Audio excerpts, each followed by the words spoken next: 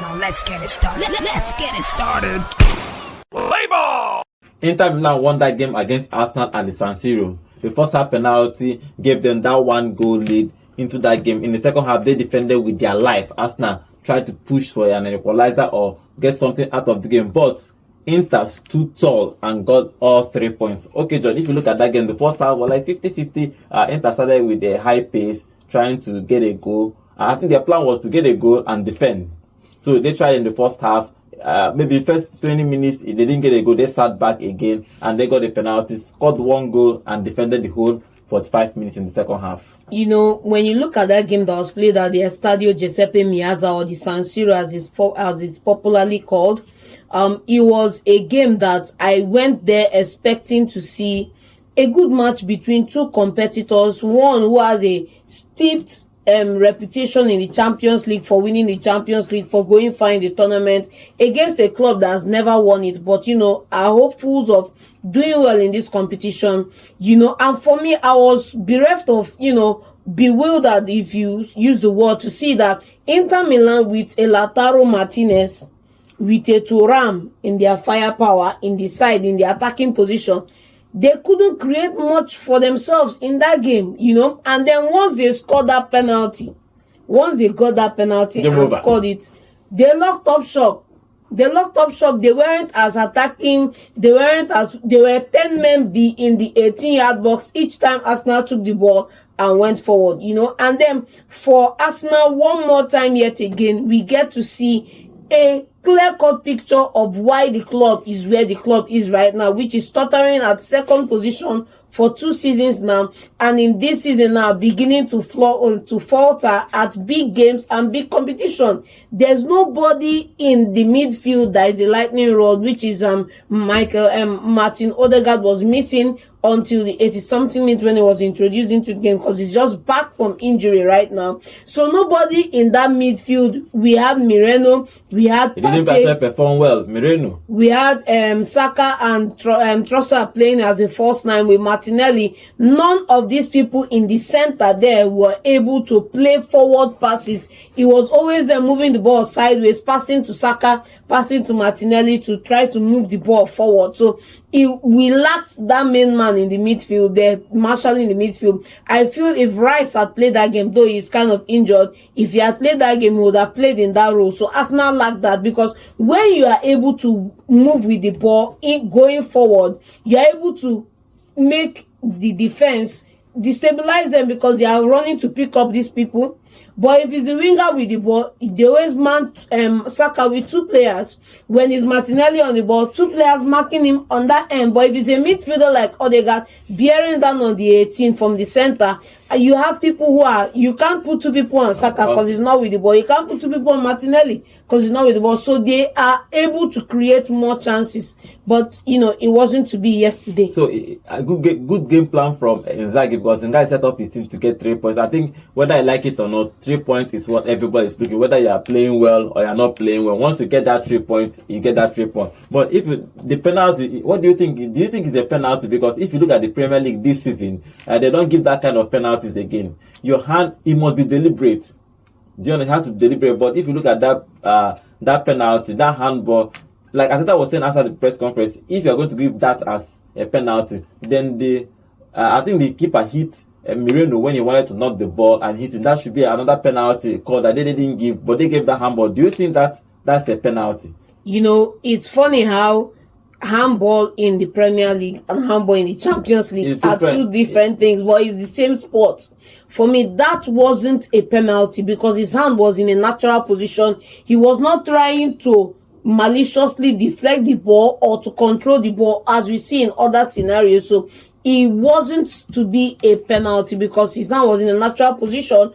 But then, you know how these things are. You're playing at these stadios, Giuseppe Meazza, you're playing in San Siro, it's Inter Milan at home. They are going to give them a little bit of preference, or because they are at home. And the referee, I think, felt that if he didn't give that decision, maybe there will be some ramifications, but he should have not given that penalty. And it's as if Inter Milan were just hoping and begging for that penalty, because you could see the likes of Lautaro Martinez, a couple of other players laughing off on the side once they scored the goal, and they were able to lock up shop. They got what they wanted. Simone Inzaghi on the sideline was always marshalling his players to occupy just that front of the 18-yard box and 5 players in the middle. So the full Inter Milan team were 5 inside the 18, 5 at the edge of the 18 box, and Arsenal couldn't do anything in those situations. What do you make of Arteta this season in Champions League?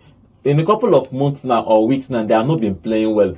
We can talk about Odegaard all we want, because I know one player can actually change a whole lot, but they have not been playing well. They have not been scoring goals like last season, and they have not actually been defending well, which in quote last season they were the best defenders in the Premier League. Best defense in the Premier League, but this season they are leaking goals. What's the problem? On these 3 counts, I'm going to take 2 out of the count, because the first one, when you talk about them leaking goals at the back, you have to consider the fact that a certain Saliba was red carded. He wasn't available. A couple of other players in that back 4 are injured and not available. Arsenal have had to play with Thomas Partey in the right back position for I think 3 games consecutively. It was just this game yesterday that he was played in the midfield. And you could see the difference. And you could see the difference the way the midfield played. They could have lost that game by more than 1 goal.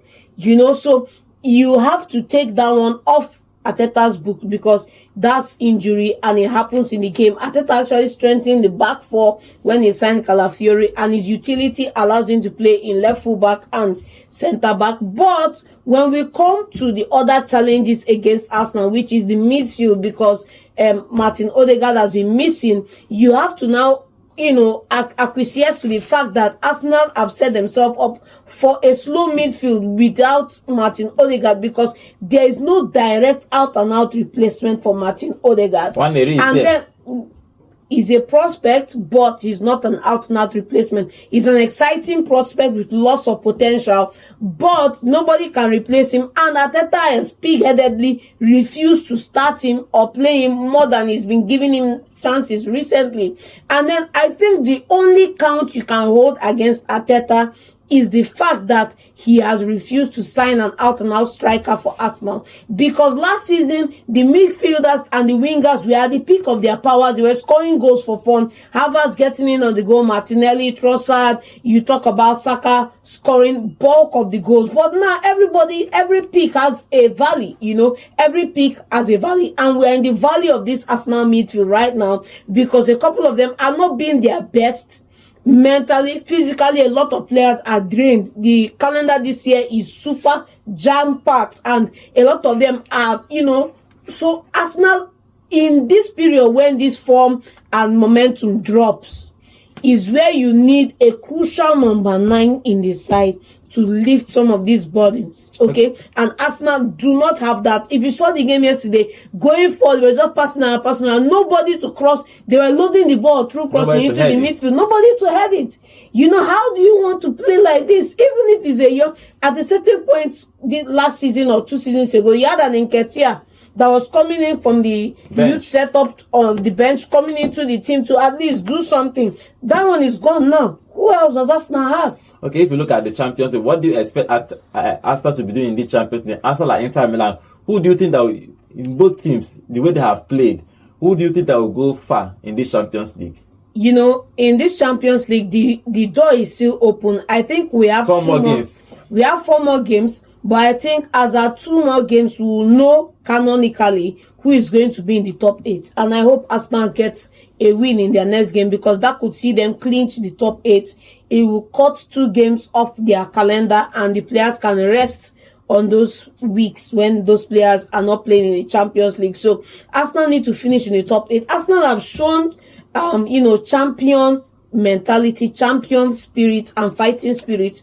But it's when you come into games like this, against the Inter Milan, against the Real Madrid, against the Barcelona. These are the games that are coming up on the horizon after 4 weeks now in the knockout stages. Are they going to draw Barcelona? What will be their response?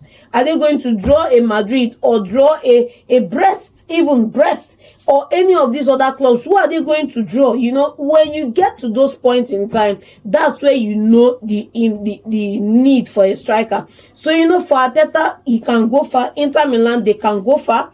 You know, we didn't see them in the attacking flair today because they didn't need to. As Simone Inzaghi didn't feel the need to overall Arsenal. And secondly, they paid Arsenal one of the biggest courtesies of the game by defending the way they did to close out the game. So Simone Inzaghi has won a couple of Scudettos, right? And he's on track to do it again this season if Napoli have anything to say about it. But these two teams should be going for. My question now would be, if Arsenal gets to quarter or semis or knockout and they meet a bigger side, do they have the firepower to win?